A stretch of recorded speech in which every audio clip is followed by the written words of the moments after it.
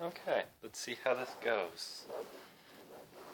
It's a pretty bright light on me, but let's start with reading The Jungle Book. Now, I know you always need a picture before you go to bed. So, this is the picture from the first chapter.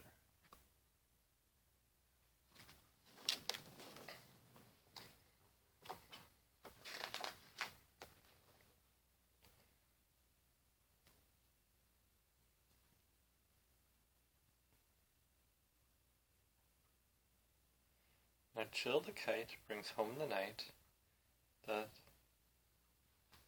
Mang the bet sets free. The herds are shut in briar and butt and hut, but loose till dawn are we. This is the hour of pride and power, talon and tush and claw.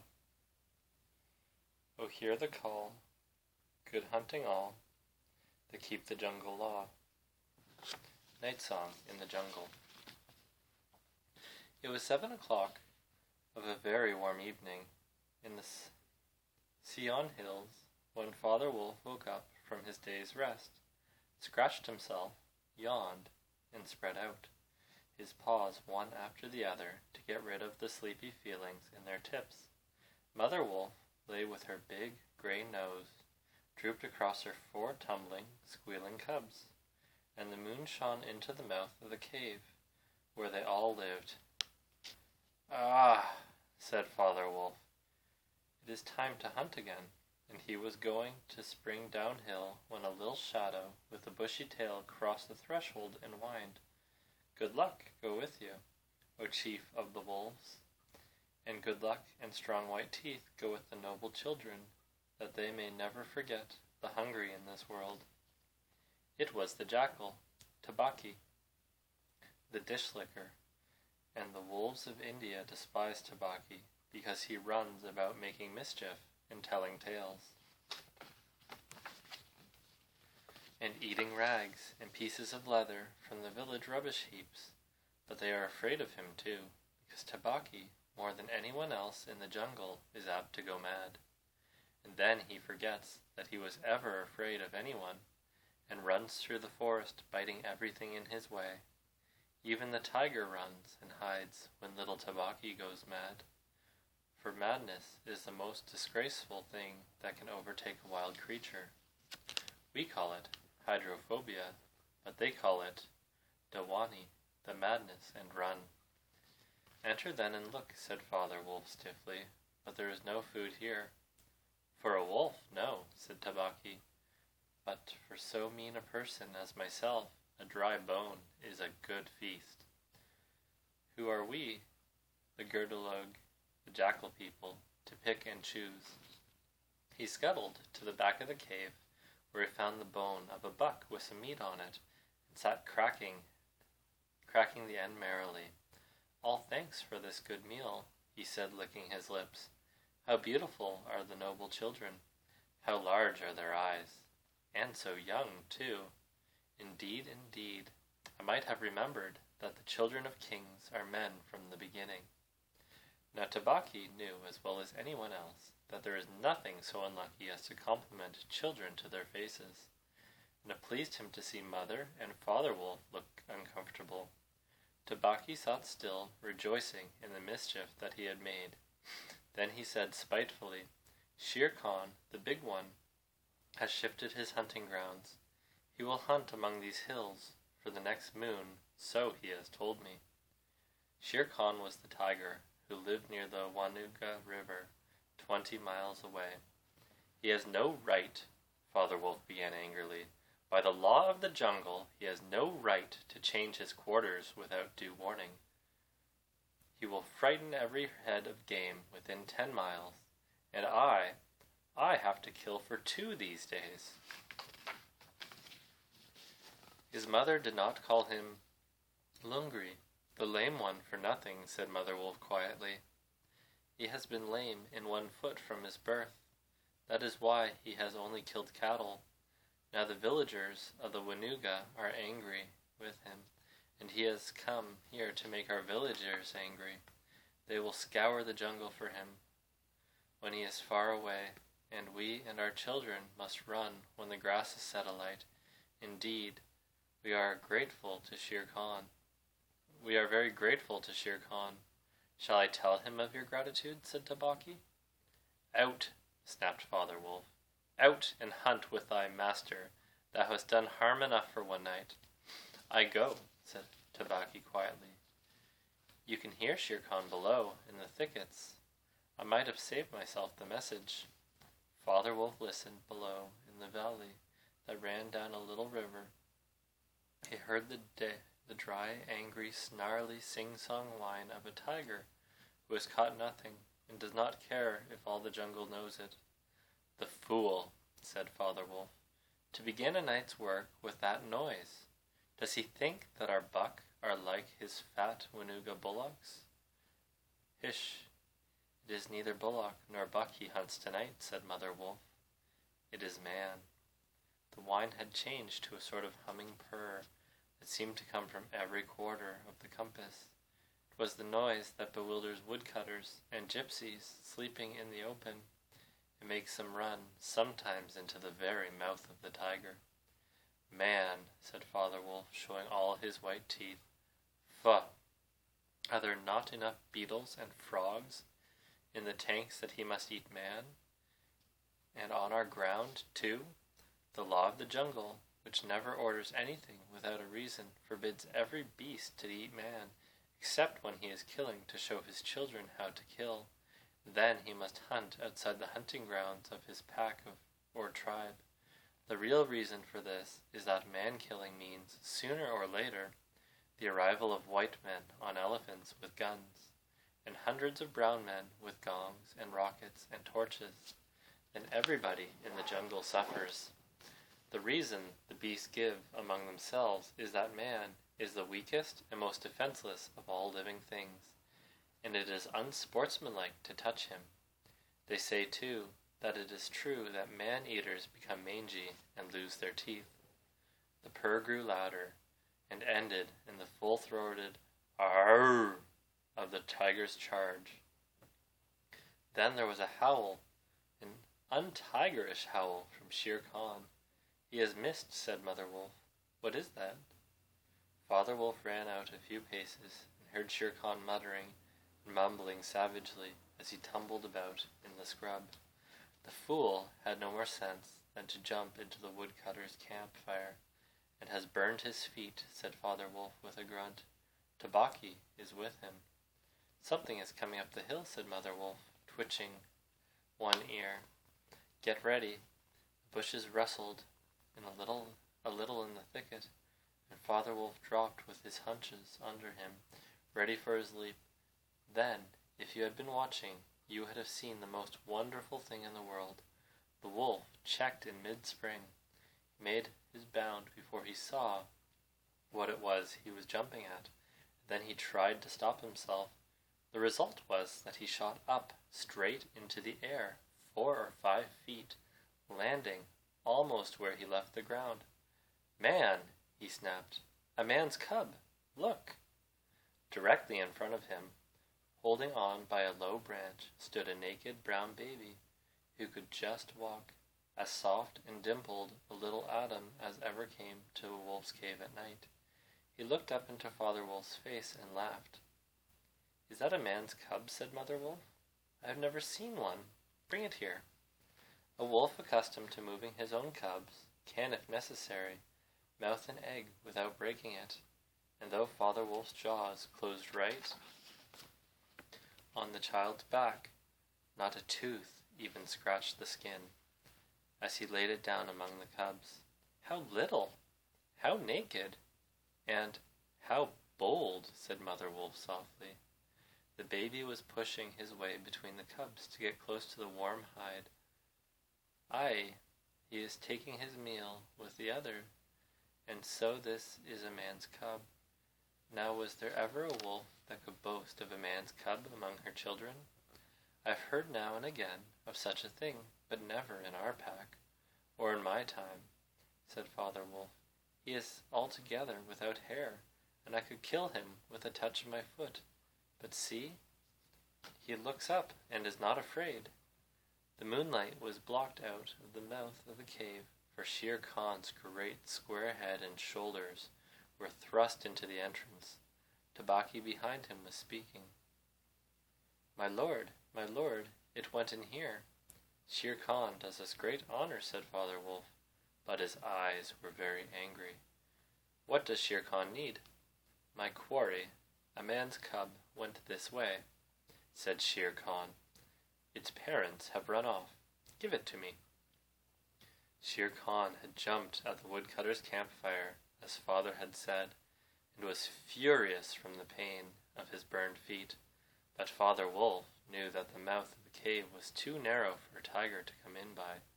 Even when where he was, Shere Khan's shoulders and forepaws were cramped for want of room, as a man's would be if he tried to fight in a barrel.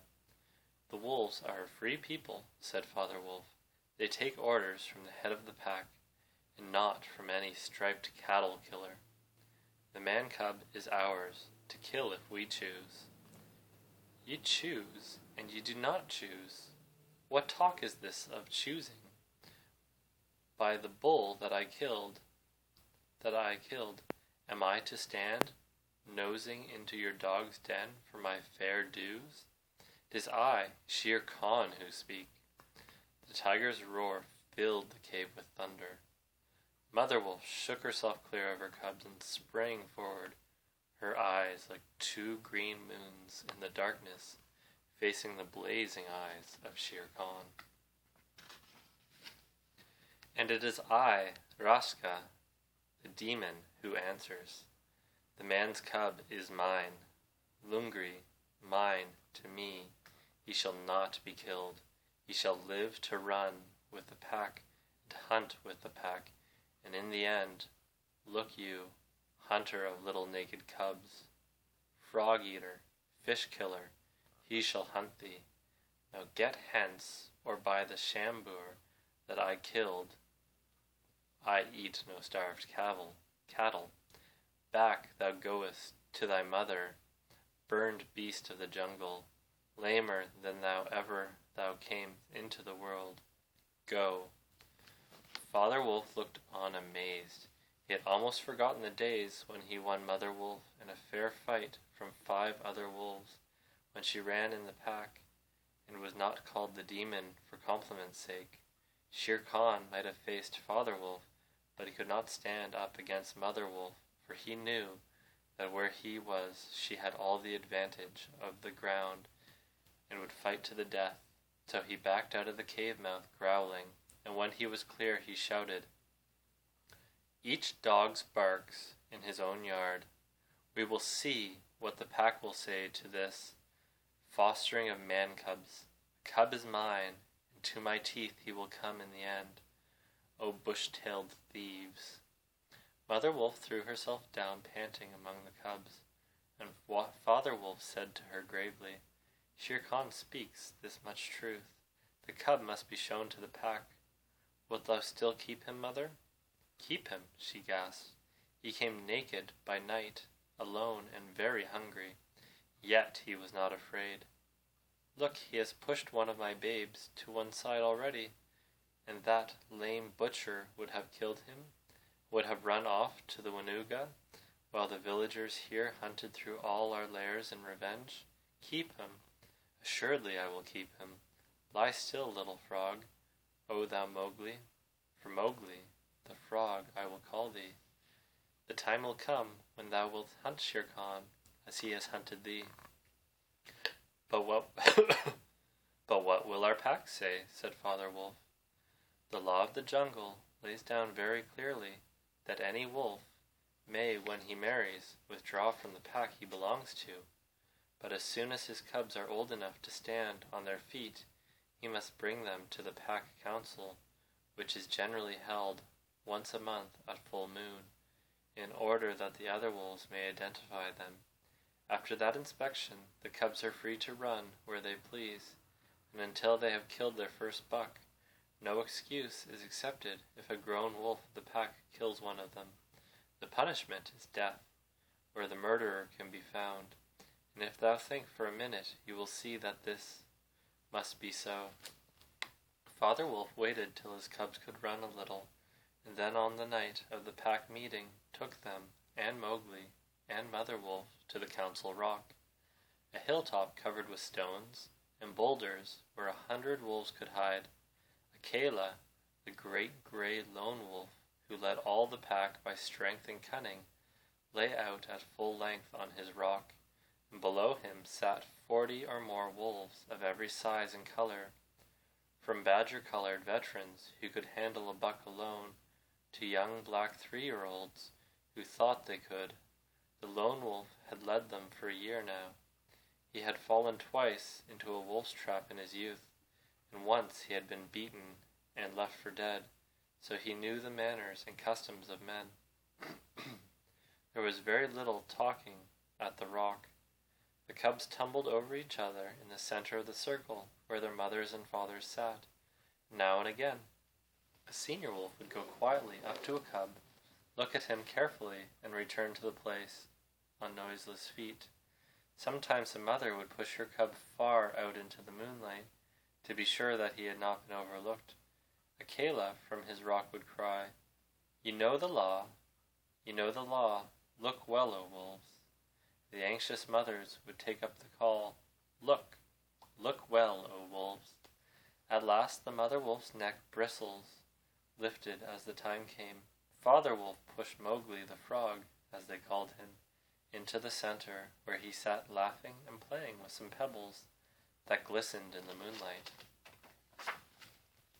Akela never raised his head from his paws, but went on with the monstrous cry, "Look well." A muffled roar came up from behind the rocks, the voice of Shere Khan crying, "The cub is mine, give him to me. What have the free people to do with a man's cub?" Akela never even twitched his ears. All he said was, "Look well, O wolves. What have the free people to do with the orders of any save the free people? Look well."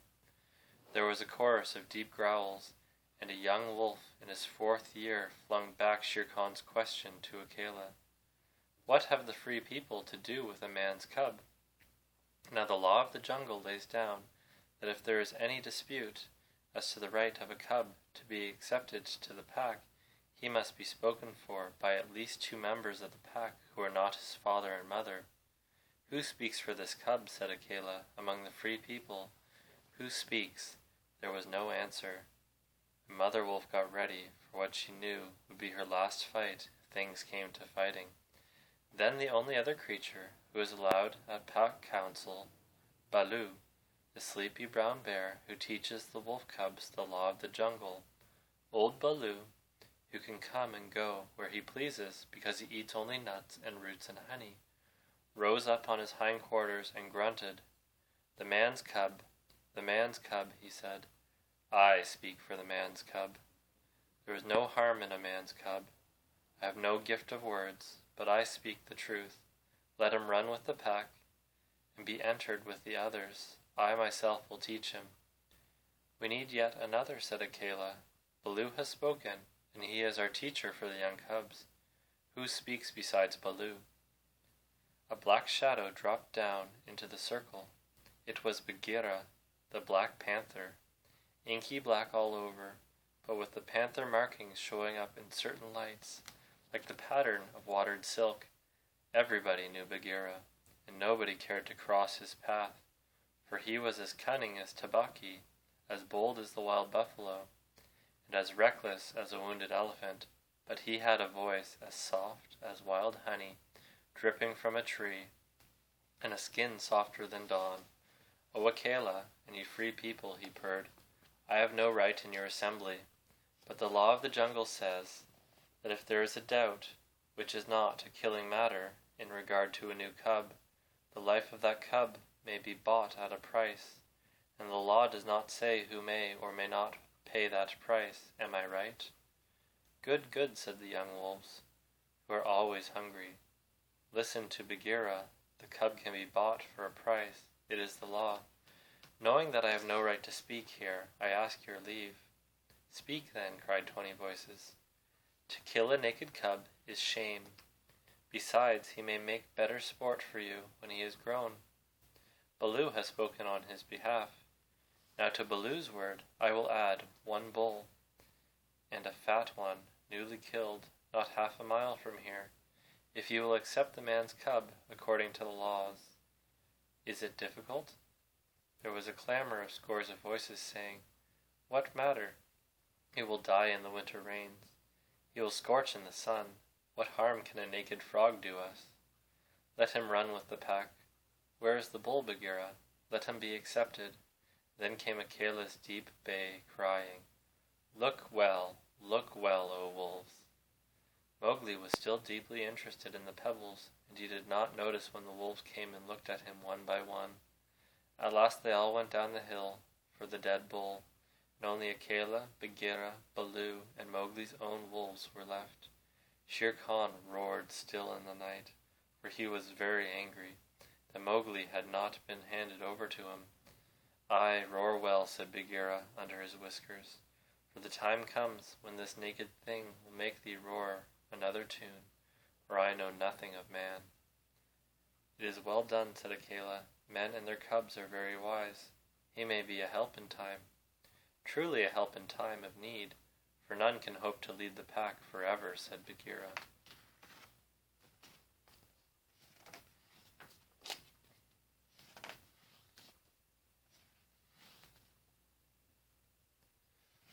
Well, Emily, I'm going to end at page 19, because the chapter keeps going for quite a while. Hope you enjoyed. Good night.